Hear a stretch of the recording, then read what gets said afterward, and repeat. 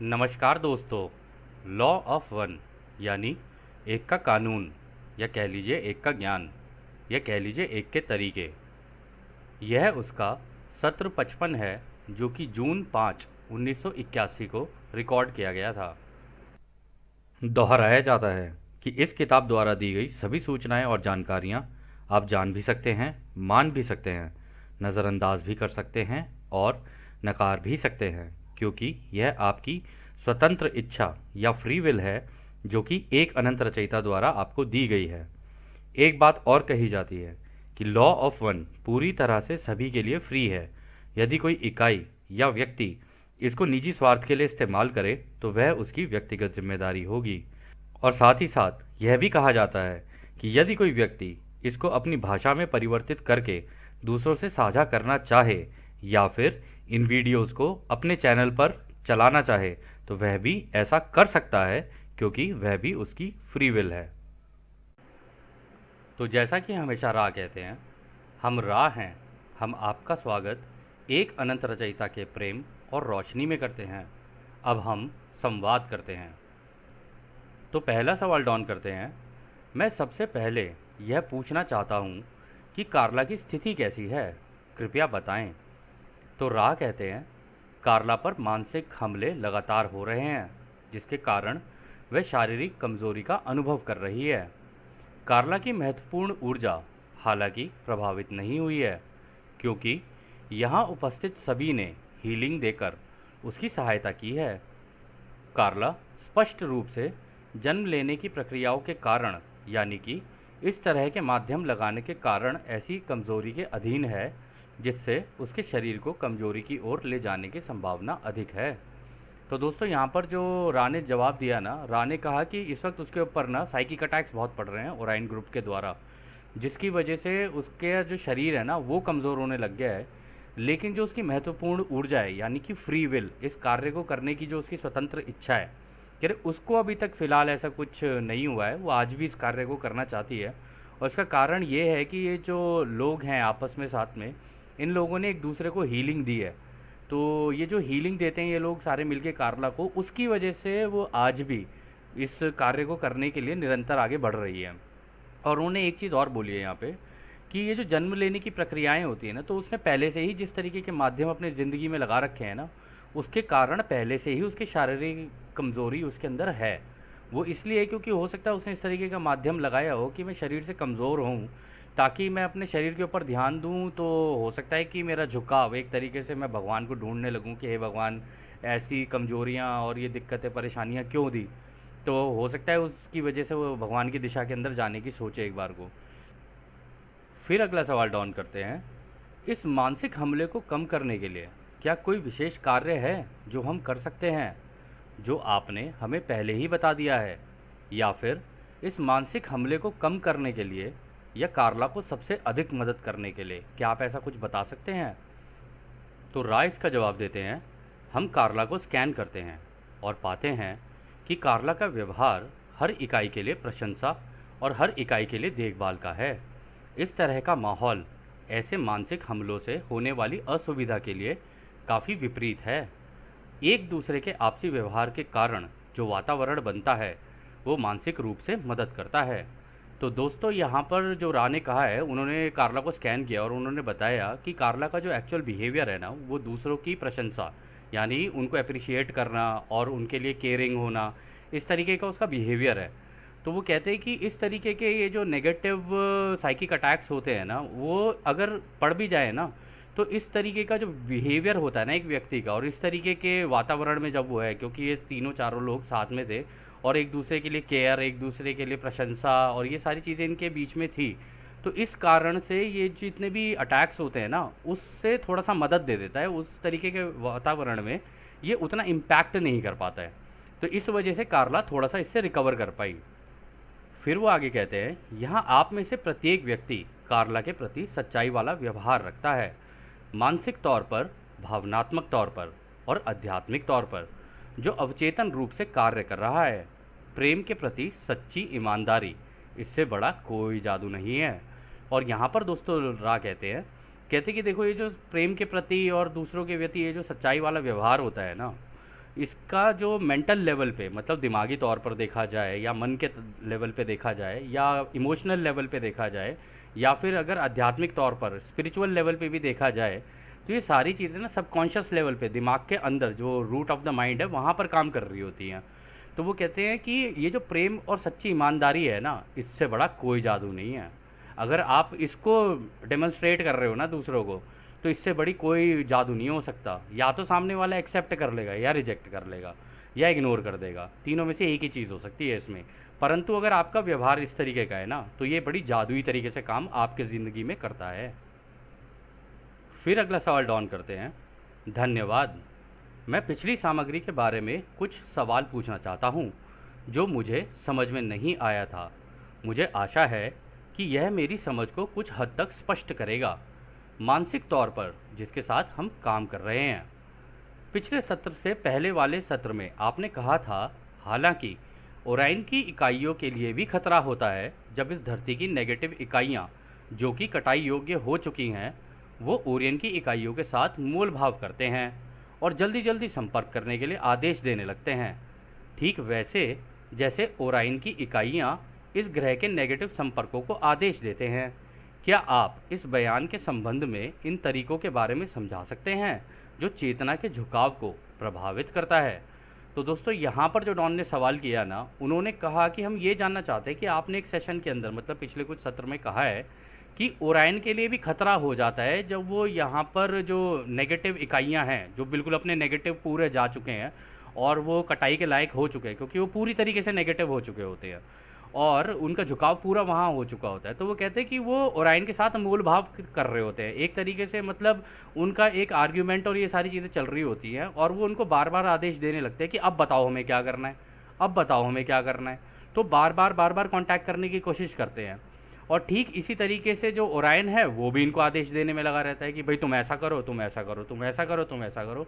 तो दोनों के बीच में एक रिफ्ट पैदा हो जाता है कि एक दूसरे को कह रहा है कि तू ऐसा कर, तू ऐसा कर, तू ऐसा कर, वो कह रहा है कि नहीं नहीं तू बता मेरे को अब क्या करना है, अब क्या करना है, अब क्या करना है, नहीं तुम भी ऐसे करो। तो एक दूसरे के बीच में ना आपस में एक ऐसी स्थिति हो जाती है जो आर्ग्यूमेंटेटिव बन जाती है।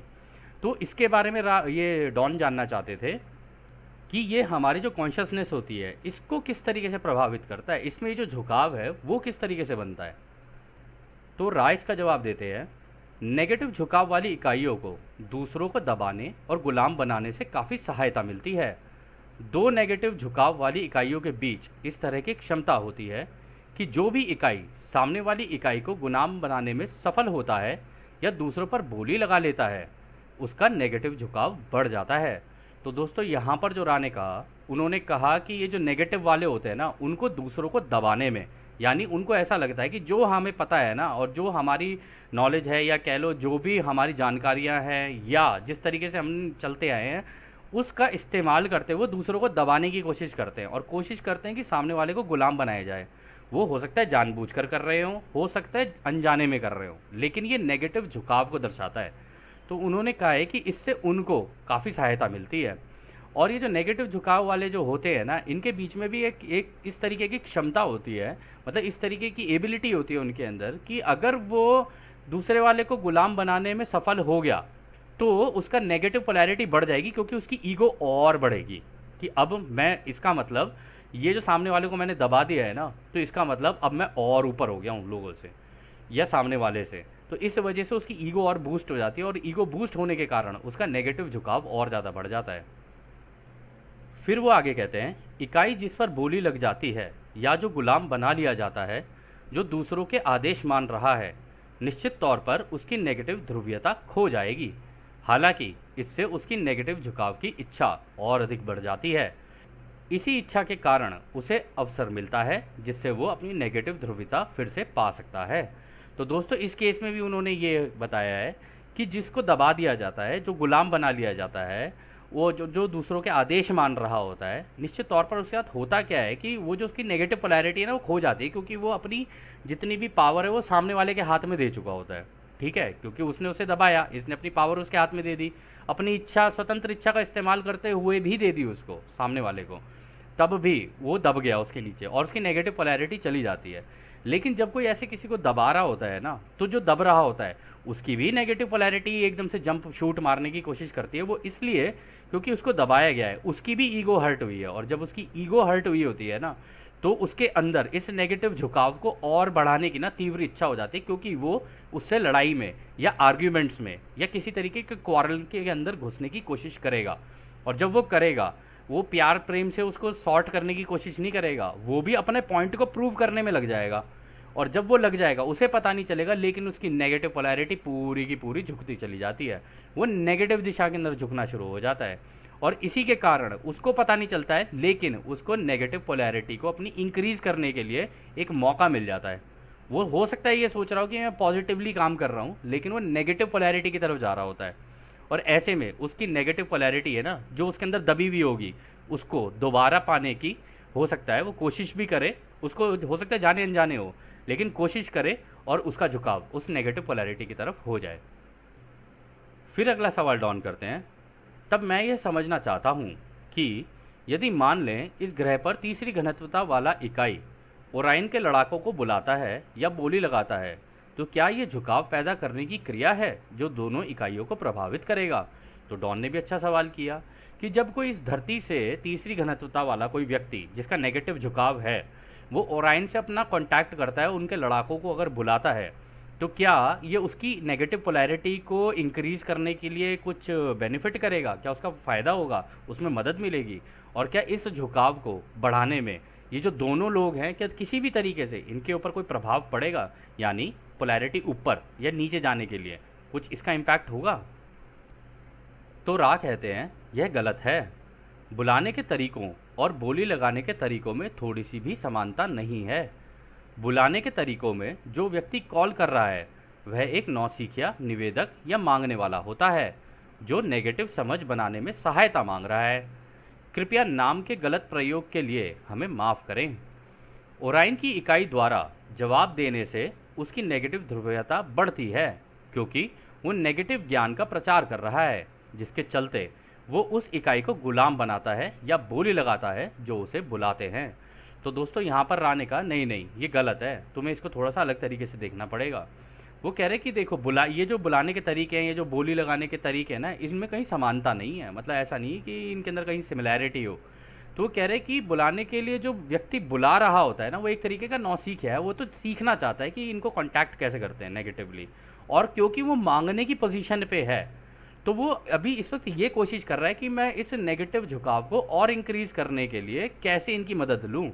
लेकिन इससे जो पोलैरिटी इंक्रीज होगी ना, वो ओराइन समूह की होगी, क्योंकि उनकी पोलैरिटी में इंक्रीज आएगा, क्योंकि अब वो नेगेटिव ज्ञान का प्रचार उसके द्वारा कर सकते हैं, और जिससे वो उस नेगेटिव एंटिटी को जिसने धरती पे से उसको बुलाया है उसको गुलाम बनाता है, यानी कि उसको निर्देश देगा, उसको आदेश देगा कि तू ऐसा कर, ऐसा ना कर, ऐसा कर, ऐसा ना कर, और वो उसके अकॉर्डिंगली काम करने लग जाता है। और उसकी पोलैरिटी तो चली जाती है, लेकिन ओराइन को उसकी पोलैरिटी के लिए फ़ायदा मिल जाता है, अपनी पोलैरिटी बढ़ाने के लिए। फिर वो आगे कहते हैं, हालांकि ऐसे उदाहरण हैं जब संपर्क एक प्रतियोगिता बन जाता है जो नेगेटिविटी की प्रारंभिक अवस्था है। इस प्रतियोगिता में बुलाने वाला सहायता न मांगकर सीधा परिणाम मांगने का प्रयास करता है। चूँकि तीसरी घनत्वता नेगेटिव झुकाव वाली इकाई जो कि कटाई लायक है, उसके पास जन्म के अनुभव का बंधन है जिससे उसे निपटना है, यानी कि उसके पास अनुभव लेने के लिए पूरा जन्म है और उसकी कटाई के लिए भी समय है। परंतु ओराइन के लड़ाके काफ़ी हद तक आगे बढ़ने के लिए पहली विकृति यानी स्वतंत्र इच्छा से बंधे हुए होते हैं। इसलिए यदि इसे ठीक से ना किया जाए तो ओराइन की इकाई इस तरह की बोली लगाने के लिए असुरक्षित है। तो दोस्तों यहाँ पर भी उन्होंने इंपॉर्टेंट बात बताई। उन्होंने कहा देखो, हालांकि ऐसा जो जब इस तरीके की चीज़ें हो रही होती है ना दो लोगों के बीच में कि एक मांग रहा है दूसरा उसको दे रहा है और उसको गुलाम बना लिया है, तो ऐसे में ना ये अपने आप में एक कंपटीशन सा बन जाता है, दोनों के बीच में एक प्रतियोगिता सा बन जाता है। और ये नेगेटिविटी की प्रारंभिक अवस्था है, मतलब यहाँ से नेगेटिविटी शुरू होती है। तो वो कह रहे हैं कि जो बुलाने वाला है ना, कभी कभी ऐसा होता है सहायता ना मांगकर प्रूफ मांगने लग जाता है कि अच्छा तुम हमें ये कह रहे हो कि ऐसा कर वैसा कर, तुम हमें ये बताओ, इसका प्रूफ दो कि ये तब तुमने कहीं और पर भी किया होगा, तो वहाँ के रिजल्ट्स क्या है, हमें वो दो पहले तुम। जब तुम रिजल्ट्स दोगे तभी हम इसको एक्शन को यहाँ लेंगे, क्योंकि अगर हमने ये इस एक्शन को लिया तो हो सकता है हमारे पास ही ऊपर आके पड़ जाए, हमारे को उल्टी पड़ जाए बात। क्योंकि उसका कारण भी है एक, वो इस धरती पे पैदा हुआ है और जो नेगेटिव इकाई ये मांग रहा है उसका यहाँ पे धरती पर भी तो अनुभव है और इन अनुभवों से भी वो बंधा हुआ है। यहाँ पर वो कह रहे हैं बंधन की बात हो रही है, तो उससे भी उसको निपटना है, क्योंकि यहाँ के माया जाल में वो भी है। तो इस माया जाल के अनुभव जो उसने बचपन से लिए हुए हैं और अभी उसके पास पूरा जन्म भी पड़ा हुआ है, क्योंकि अभी तो वो अपना नेगेटिव झुकाव बना ही रहा है ना, और कटाई का समय अभी पास आया नहीं है, उसको कटाई के समय से पहले पहले अपनी नेगेटिविटी पूरी टॉप पर लेकर जानी है हर हाल में कैसे भी। तो इस केस में जब वो प्रूफिंग मांगने लग जाते हैं ना, तब इनके बीच में कंपटीशन शुरू हो जाता है। ओराइन कहता है हम प्रूफ नहीं देंगे, हम प्रूफ हो सकता है दे भी, हो सकता है ना भी दें, उनकी स्वतंत्र इच्छा है। तो वो भी स्वतंत्र इच्छा से बंधे हुए होते हैं कि भाई हम दें या ना दें। इन्हें देंगे तो हो सकता है पता नहीं इसका कैसे इस्तेमाल कर ले, हो सकता है हमारे खिलाफ ही इस्तेमाल कर लें, कुछ कह नहीं सकते। तो ऐसे में ओराइन के और इनके बीच में ना एक ट्रस्ट का इशू होता है, ये एक दूसरे के ऊपर विश्वास नहीं करते हैं, क्योंकि नेगेटिविटी है ना बीच के अंदर। तो वहाँ पर ट्रस्ट, जहाँ पर नेगेटिविटी होगी वहाँ ट्रस्ट नहीं हो सकता। ये दो चीज़ें बड़ी इंपॉर्टेंट है। और इसी में भी राह कह रहे हैं कि अगर इसको ठीक से ना किया जाए ना, तो ओराइन के जो लोग हैं ना वो भी असुरक्षित हो जाते हैं, क्योंकि पावर इनके हाथ में भी है, ठीक है ना, नेगेटिव वालों के हाथ में भी पावर है, उनके हाथ में भी पावर है। अब होगा क्या कि इनके हाथ में जो पावर है, अगर इन्होंने इन्हीं के खिलाफ कर दिया, मतलब ओराइन के खिलाफ कर दिया, तो इनका आपस में युद्ध हो जाएगा। और अगर आपस में युद्ध होता है, जो ग्रह जीतना है, फिर वो प्रॉब्लम में है। तो कोशिश इनमें ये होती है कि जितना हो सके आपसी जो प्रॉब्लम्स हैं उनको निपटाया जाए, लेकिन ट्रस्ट इश्यूज़ की वजह से वो नेगेटिविटी, वो कंपटीशन हमेशा बना रहता है कि कौन टॉप पर जाएगा, कौन टॉप पर जाएगा। फिर इसमें वो आगे कहते हैं, इस मामले में तीसरी घनत्वता वाला व्यक्ति मास्टर बन जाता है और ओराइन के लड़ाके फंस जाते हैं और उन पर बोली लगाई जा सकती है। ऐसा कभी कभार ही होता है। हालांकि जब यह हुआ है तो इसमें जो ओराइन इकाई या समूह शामिल थे, उनकी नेगेटिव ध्रुवीयता का नुकसान बोली लगाने वाले तीसरी घनत्वता की इकाई के ताकत के अनुसार होता है। तो दोस्तों यहाँ पर रा ने जो कहा है ना, रा ने कहा है कि ऐसे केस में ना अगर प्रूफिंग हो जाए और ये सारी हो जाए और आपस में एक दूसरे के ऊपर ट्रस्ट नहीं बन रहा है, और ये जो धरती की नेगेटिव एंटिटी है, अगर ये उससे वो बोलने लग जाए ना कि भाई हमें प्रूफिंग दो, और तो ऐसे केस में ना ओराइन के लड़ाके इनके साथ फंस जाते हैं और बोली लगाई नहीं जा सकती, यानी कि उनके ऊपर डोमिनेट नहीं किया जा सकता, ओराइन उनको डोमिनेट नहीं कर पाएगा। लेकिन रा यहाँ पर कह रहे हैं ऐसा कभी कभार ही होता है, ऐसा नहीं है हर बार होगा इसमें। तो ऐसे में क्या होता है कि जो ओराइन की इकाई या जो समूह इस कार्य को कर रहा होगा ना इनके साथ मिलकर, कह रहे वो जो होगा उनकी जो नेगेटिव जो ध्रुवीयता है उसका नुकसान होगा उनको, क्योंकि अब यहाँ पे आपस में रिफ्ट हो गया, आपस में प्रॉब्लम्स हो गई हैं क्रिएट, और आर्ग्यूमेंट्स भी चल रहे हैं दोनों के बीच में। तो इसका भी वो करने के हिसाब से उस जो नेगेटिव इकाई जो है ना जो धरती वाली, उसके लेवल का ही इंसान या उसके लेवल का ही व्यक्ति जो ओराइन के उसमें समूह में है, उसको उसके सामने किया जाता है कि तुम आपस में बात करो। ऊपर वाले इसके अंदर नहीं आएंगे, क्योंकि ऊपर वाले आएंगे तो उनकी नेगेटिविटी भी नीचे जाएगी। तो इस कारण से होता क्या है कि उसी के लेवल का व्यक्ति उसके सामने कर दिया जाएगा, ताकि ये जो भी चीज़ हो ना इनके आपस में ही हो, और आपस में इनके एंड में जो रिजल्ट निकले उसको टॉप वाले जो हैं वो मान ले आपस में, या उसके ऊपर एक अग्रीमेंट बन जाए इनके बीच में। लेकिन ऐसा कभी कभार ही होता है कि इनके आपस में इस तरीके का रिफ्ट हो, ये जानबूझ के इनके अंदर एक करेक्ट ऑर्डर होता है, ये ऑर्डर फॉलो करते हैं एक दूसरे का। फिर अगला सवाल डाउन करते हैं, आपने बताया कि यह तब तक काम करेगा जब तक बोली ठीक से की जाएगी। जब बोली ठीक से की जाती है, इससे आपका क्या मतलब है? तो रा कहते हैं, उचित रूप से बोली लगाने का अर्थ उचित रूप से नेगेटिव होना है। खुद की सेवा से जुड़े विचार और व्यवहार का प्रतिशत 99% तक पहुंचना चाहिए, ताकि तीसरी घनत्वता के नेगेटिव इकाई को बोली लगाने के लिए ऐसी प्रतियोगिता के लिए ठीक से तैयार, कॉन्फ़िगर्ड या उसकी कटाई कराई जा सके।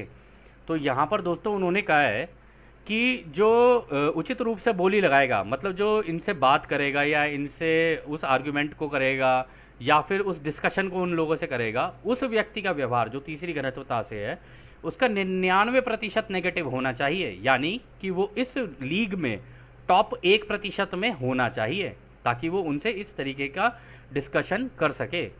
वो उसका टॉप में 1% होने का मतलब ये है कि ये जो टॉप में 1% होंगे, इनकी सोच टोटली नेगेटिव होनी चाहिए, केवल खुद की सेवा वाली।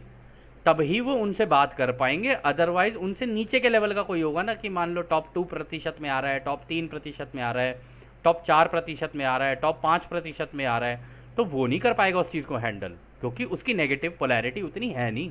इसलिए इस केस में होता क्या है ना, जब भी इस तरीके का आपस में कंपटीशन या प्रतियोगिता हो जाती है ना, जो टॉप लेवल के जो लोग होंगे ना, उनमें से ही किसी को उसके आगे किया जाएगा। रा ने भी पिछले सवाल में ये कहा कि उसी के लेवल का व्यक्ति जो नेगेटिव ओराइन के होंगे और नेगेटिव यहाँ धरती का होगा, उनको आमने सामने किया जाएगा। लेकिन जो आमने सामने होंगे भी ना, वो टॉप 1% के अंदर होने चाहिए। वो ऐसा नहीं हो सकता कि क्या कहते हैं, नीचे के लेवल का किसी को उठा के उनके सामने रख दिया, उसको तो वो बेवकूफ़ बना देंगे। आपस में एक दूसरे के अंदर ये लगा रहता है कि ये मुझे बेवकूफ़ ना बनाए, वो मुझे बेवकूफ़ ना बनाए, अग्रीमेंट हो, कागजी के तौर पर कार्रवाई हो, जिस तरीके से भी होनी चाहिए। इसलिए उस व्यक्ति का 99% नेगेटिव होना ज़रूरी है। फिर अगला सवाल डॉन करते हैं, ओराइन की इकाई के साथ संपर्क का कौन सा तरीका इस प्रकार का नेगेटिव बोली लगाने वाला इस्तेमाल करता है। तो यहाँ पे डॉन ने पूछ ही लिया कि इसका तरीका क्या है, ये नेगेटिव बोली लगाने वाले जो इस्तेमाल करते हैं, ये संपर्क का तरीका क्या है इनका। तो राइस का जवाब देते हैं, दो सबसे सामान्य प्रकार की बोली हैं। पहला तरीका विकृत यौन व्यवहार का उपयोग करके यौन जादू करना। दूसरा तरीका विकृत यौन व्यवहार का उपयोग कर्मकांड रिचुअल्स करके जादू करने से होता है, जिसे काला जादू भी कहते हैं। प्रत्येक मामले में सफलता की कुंजी बोली लगाने वाले की इच्छा की शुद्धता पर निर्भर करता है, यानी कि वो कितना ज़्यादा नेगेटिव हो सकता है उस पर निर्भर करता है।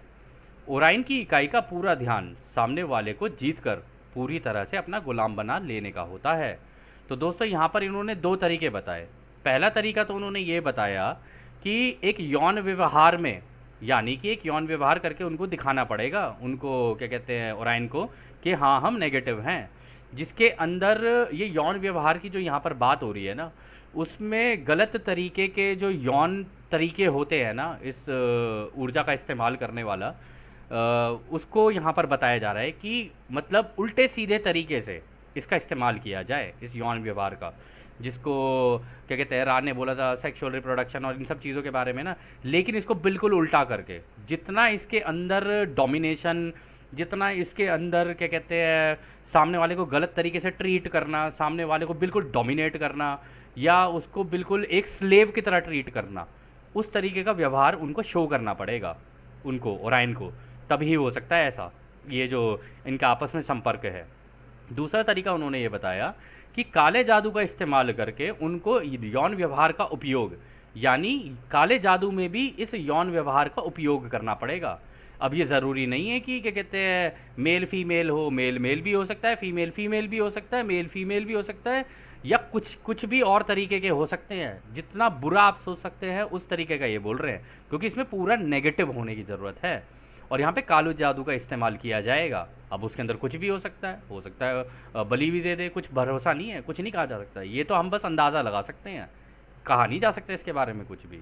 तो वो कह रहे हैं कि प्रत्येक मामले में जो सफलता की कुंजी है ना, वो इस इच्छा की शुद्धता पर निर्भर करता है कि जो व्यक्ति इनसे कांटेक्ट बनाना चाहता है ना, उसकी इच्छा कितनी प्रबल है, वो नेगेटिव लेवल पे कितना आगे जा सकता है, उसके ऊपर निर्भर करता ही है। तो ओराइन का जो वो होता है ना, उनका ये होता है कि जब ये व्यक्ति पूरा नेगेटिव हो जाएगा ना, तभी हम इसको अपने प्रॉपर तरीके से गुलाम बना सकते हैं, तभी हम इसको अपने ग्रुप में ला सकते हैं। अगर ये प्रॉपर तरीके से नेगेटिव नहीं है ना, तो इसे ग्रुप में लाने का कोई फ़ायदा नहीं है। अगर इसका हार्ट चक्र हल्का सा भी ओपन है ना, और इसके अंदर हल्की सी भी दया है दूसरों के लिए, तो ये हमारे ग्रुप का पार्ट नहीं बन सकता है, क्योंकि इसके दिल पर गांठ लगी होनी चाहिए, जैसे कि ओराइन ग्रुप के दिलों पर गांठ लगी होती है। उनको किसी पे दया नहीं है। इनसे दया की अपेक्षा करना अपने आप में एक बेवकूफ़ी है, कि इनसे किसी भी तरीके की दया की अपेक्षा करना, प्योर साइकोपैथ जैसे होते हैं, उस तरीके से रा ने यहाँ पर बताया है। फिर अगला सवाल डॉन करते हैं, क्या आप मुझे बता सकते हैं चेतना के ध्रुवीकरण में क्या इन दोनों संपर्क में कुछ समानता है, जिसमें अभी आपने जो बताया नेगेटिव संपर्क के बारे में, और जो अभी हम कर रहे हैं जिससे हम रा के साथ संपर्क कर रहे हैं, यानी कि नेगेटिव संपर्क और रा के संपर्क में कोई समानता है। तो डॉन ने पूछ ही लिया कि अच्छा, जिस तरीके से उनका संपर्क बनाने का तरीका है और एक तरीके से हम आपको संपर्क कर रहे हैं, क्या इन दोनों के बीच में भी चेतना का जो ध्रुवीकरण होता है, यानी कि जो नेगेटिव साइड में झुकाव, पॉजिटिव साइड में झुकाव, इसका कुछ यूज़ है यहाँ पे? और क्या इन दोनों में कोई समानताएं हैं कि जिस तरीके से हम लोग आपसे कर रहे हैं और जिस तरीके से वो उनसे करते हैं, तो इनके बीच में भी कोई समानताएं हैं? तो रा कहते हैं इस प्रकार के संपर्क और बोली की प्रक्रिया के बीच कोई संबंध नहीं है। आपके और हमारे संपर्क का हम वर्णन करें तो इसे आदर्श रूप से दुख के भाइयों और बहनों की तरह किया जा सकता है, जिसमें संपर्क प्राप्त करने वाले ने इस तरह के संपर्क के लिए ऊपरी तौर पर खुद की ओर झुकाव की इच्छा का त्याग कर दिया है ताकि वो सेवा दे सकें। तो दोस्तों रा ने यहाँ बोला है कि उनके बीच में और हमारे बीच में ये जो संपर्क बनता है ना, कि उनका नेगेटिव वालों से और हमारा पॉजिटिव वालों से, कह रहे इनके बीच में कोई संबंध नहीं है। कह रहे आपके और हमारा जो संपर्क है ना, वो तो दुख के भाई बहनों का है। हम आपसे दुख की बातें कर रहे हैं कि इस धरती के ऊपर इतने दुख और तकलीफ़ें हैं, उन सब चीज़ों के बारे में। वहाँ पर दुख तकलीफ़ें दी कैसी जाएँ उसके ऊपर बात होती है, ठीक है ना। तो आप इसको और उसको दोनों को मैच नहीं कर सकते हो, दोनों अलग अलग हैं। इसमें अगर आप नोटिस करो तो यहाँ पर आपने खुद की सेवा का झुकाव पूरी तरीके से त्याग दिया है। आप इस कार्य को इसलिए कर रहे हो ताकि आप दूसरों की मदद कर सको इस जानकारी को उनसे साझा करके, ठीक है ना, ताकि वो अपने ऊपर काम कर सकें, अपना झुकाव रचयिता की दिशा में, उसके प्रेम और उसकी रोशनी की दिशा में बढ़ा सकें, ना कि काले जादू और ये काली दुनिया और अंधेरे की तरफ। कह रहे उस तरफ ना करके आपने यहाँ पर झुकाव बना रखा है और आपने खुद की इच्छा का त्याग भी किया है। इसलिए इन दोनों में कोई सिमिलैरिटी नहीं है, कोई कॉमनैलिटी है ही नहीं यहाँ पर। फिर वो आगे कहते हैं रा के एक जैसे सोच वाले समूह खुद को सेवा करने की इच्छा के कार्य के रूप में भी पेश करता है। बुलाने वाले और संपर्क करने वाले दोनों ही दूसरों की सेवा के अवसर पर कृतज्ञता ग्रैटिट्यूड से भर जाते हैं। हम ये ध्यान दे सकते हैं कि ऐसा मानना सही नहीं है कि कोई धारणा बना ली जाए कि कॉल करने वाले और ना ही हमारे समूह के लोग दोनों को ही किसी तरह की निपुणता या पवित्रता पाने की आवश्यकता है, जैसा कि बोली की प्रक्रिया में बताया गया था। हो सकता है कि बुलाने वाले समूह में कई विकृतियां हों और वो ज़्यादा माध्यम के साथ काम कर रहे हों। ठीक ऐसा हमारे यानी रा के साथ भी हो रहा है। दूसरों की सेवा की प्रबल इच्छा, इस समूह की कंपनता में एक दूसरे के साथ सामंजस्य में बंधे होना हमें एक अनंत रचयिता के लिए एक चैनल के रूप में सेवा करने का अवसर प्रदान करता है। दोस्तों यहाँ पर रा ने जो कहा ना, उन्होंने कहा है कि देखो ये ऐसा नहीं है तुम्हारे लिए हो, ये हमारे लेवल पे भी चल रही हैं चीज़ें। कह रहे कि लेकिन हमारा और तुम्हारा जो काम करने का तरीका है ना, हम दोनों एक दूसरे से ग्रैटिट्यूड से, कृतज्ञता से बढ़ हो जाते हैं, बढ़ जाते हैं। वो इसीलिए क्योंकि हम भी तुम सेवा देना चाहते हैं, हम भी मदद करना चाहते हैं, लेकिन हम फ्री विल से बंधे हुए हैं। हम ऐसे नहीं कर सकते कि ऐसी आके तुम लोगों को कोई सेवा दे दें। तुम जब मांगोगे ना, हम तभी ही दे सकते हैं तुमको। और तुम भी जब ये सेवा क्या कहते हैं हमसे ले रहे हो और फिर तुम आगे दूसरों को दे रहे हो, तो तुम भी तो आगे इसको फर्दर सेवा कर रहे हो। तुम तो सबकी सेवा के पॉइंट ऑफ व्यू से सोच रहे हो ना, और हम भी दूसरों की सेवा के पॉइंट ऑफ व्यू से सोच रहे हैं। इस वजह से ये ग्रैटिट्यूड से भरी हुई है। और इसमें भी वो आगे कहते हैं कि यहाँ पे ध्यान देने की ज़रूरत है कि भाई कोई धारणा ना बना ली जाए कि जो कॉल कर रहा है, यानी कि जैसे तुम लोग और जिस तरीके से हमारा समूह है, तो हम लोग यहाँ पर किसी तरीके की निपुणता या कोई पवित्रता या इस लेवल पे जाने की कोशिश कर रहे हैं। यहाँ पर तो बस ये हो रहा है कि एक सेवा मांग रहा है, दूसरा सेवा दे रहा है, फिर वो जो उसको सेवा मिल रही है वो फर्दर आगे दूसरों को सेवा दे रहा है। इसको एक कार्य के रूप में ही देखा जाए, इससे कोई धारणा ना बनाई जाए। और क्योंकि इस तरीके की चीज़ें उन्होंने कहा है कि बोली की जो प्रक्रिया है ना, वो तो वहाँ लगती है कि भाई तू मेरे से ऊपर, मैं तेरे से ऊपर, तू मेरे से ऊपर, मैं तेरे से ऊपर। जबकि यहाँ पर दोस्तों आप नोटिस भी करेंगे कई जगहों पर रा ने उनसे माफ़ी भी मांगी है, कई जगह पर उनसे ये भी कहा है कि हम अपना पॉइंट करेक्ट करना चाहेंगे, यहाँ पे एरर हुआ है, यहाँ पर ये हुआ है, यहाँ साइकिक अटैक पड़ रहे हैं, यहाँ पर ये हो रहा है, यहाँ पर वो हो रहा है, तो वो करेक्ट भी करते चले जा रहे हैं। ऐसा नहीं है कि जो ऐसा हो रहा है होने दो, कोई दिक्कत नहीं, तुम बस करते जाओ, हम जो कह रहे हैं वैसे ही करते जाओ। ऐसा नहीं है, इस पूरी किताब में रा ने कहीं पर भी नहीं किया है। तो फिर वो ये बोलते हैं कि ये डिपेंड उस पर भी करता है कि जो समूह हमें कांटेक्ट कर रहा है, यानी कि हमें रा के को कर रहा है ना, हम अपने भी कैटलिस्ट इस्तेमाल कर रहे हैं इस वक्त तुम्हारी सेवा करने के लिए। हम भी यहाँ पर बैठ के खूब एक एक सवाल को पहले ढंग से कैलकुलेट करते हैं, कैलकुलेट करके उसकी प्रोबेबिलिटी, पॉसिबिलिटी, सारी चीज़ें देखते हैं और कौन सा जवाब बिल्कुल एक्यूरेसी के साथ देना चाहिए ना, जो तुम्हें समझ में आए, कह रहे उसके हिसाब से कैलकुलेट करके दे रहे हैं हम लोग। ऐसे नहीं है कि तुम्हें कोई ऐसे जानकारी दे दें, इधर से उधर की जानकारी दे दें या उधर से उधर की जानकारी दे दें और तुम्हारे बीच में कोई मतलब भेदभाव या इस तरीके की चीज़ें पैदा करें। कह रहे ऐसा नहीं कर रहे हैं हम लोग, बिल्कुल भी नहीं है ऐसा। कह रहे तुम्हारे भी माध्यम लग रहे हैं, हमारे भी माध्यम लग रहे हैं, और एक सामंजस्य में बंधे हैं हम लोग आपस में, कि एक अंडरस्टैंडिंग है आपके और हमारे बीच में, और ये हमारी और आपकी कंपनता दोनों बराबर लेवल पे चल रही है, इस कारण हो रहा ही है। इसीलिए हम तो केवल रचयिता के एक चैनल के रूप में काम कर रहे हैं तुम्हारे लिए, तुमको सेवा दे रहे हैं। इसी तरीके से तुम भी रचयिता के चैनल बने हुए हो, तुम दूसरों की सेवा करने की कोशिश कर रहे हो। ऐसे ये काम चलता है पूरे ब्रह्मांड में। और इसी तरीके से राम ने ये भी बोला है कि हमारा ग्रुप और इसी तरीके से हमारे तरीके के और भी ग्रुप तुम्हारी इस धरती के ऊपर काम कर रहे हैं अलग अलग तरीके के लोगों के साथ। इसमें फिर वो आगे ये भी कहते हैं, ये चीज़ें पॉजिटिव झुकाव वाले लोगों के पास से नहीं आती हैं, बल्कि ऐसे जीवो बीइंग्स के माध्यम से आती हैं। तो वो ये कह रहे हैं कि इस तरीके की चीज़ें ये ज़रूरी नहीं कि पॉजिटिव झुकाव वाले व्यक्ति की तरफ से आए, बल्कि ऐसे लोगों की तरफ से आती हैं जिन लोगों ने इस तरीके के माध्यम अपने जीवन में लगा रखे होते हैं। और जब वो अपने इस तरीके के माध्यम का इस्तेमाल करते हैं तो इस तरीके की चीज़ें घटनाएं घट जाती हैं, और इस तरीके के जो वो होते हैं ना चैनलिंग, वो शुरू हो जाती है। फिर अगला सवाल डाउन करते हैं। धन्यवाद। आपने पहले कहा था जब तक सभी प्रकार के ऊर्जा के स्थानांतरण ट्रांसफ़र का अनुभव नहीं किया जाता है और काफ़ी हद तक इसमें महारत हासिल नहीं कर ली जाती है, तब तक नीले और इंडिगो रोशनी में रुकावट रहेगी। क्या आप इसे और अच्छे से पूरी तरह समझा सकते हैं? तो यहाँ पर जो दोस्तों डॉन ने सवाल किया ना, उन्होंने कहा जब तक हमारे जितने भी चक्र हैं ना वो ओपन ना हो जाएं और उनके अंदर ये जो रोशनी होती है, क्रिएटर की लाइट होती है, गोल्डन लाइट होती है, जब तक ये प्रॉपरली सबके अंदर से होती भी ना निकले ना प्रॉपर तरीके से और इस पर महारत ना हासिल कर ली जाए, तब तक ये जो गले का है इंडिगो और ये जो मतलब नीला वाला जो है गले का और इंडिगो यानी कि आपका पीनियल ग्लैंड, इसके अंदर रुकावट बनी रहेगी। क्या आप मुझे ये पूरी तरीके से समझा सकते हैं?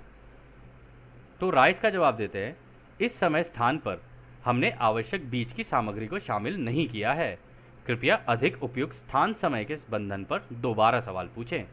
तो राय यहाँ पर ये कह रहे हैं कि देखो इस टाइम पर अभी तक हम लोगों ने जो बीज की इन्फॉर्मेशन है इसकी, उसको अभी तुमसे शेयर नहीं किया है। तो जब सही वक्त आएगा ना, जब सही समय आएगा, तब हमसे पूछना, हम तुम्हें बता देंगे।